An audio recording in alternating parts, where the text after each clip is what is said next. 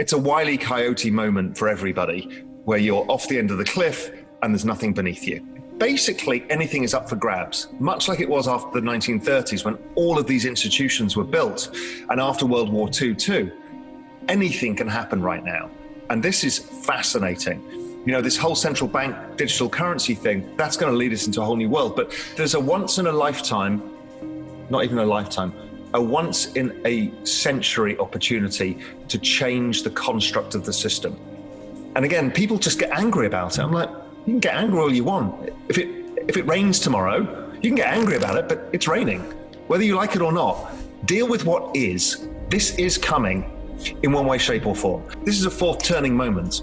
I think the entire financial structure of the world is in flux. And if this moment gets seized upon properly, everything will change.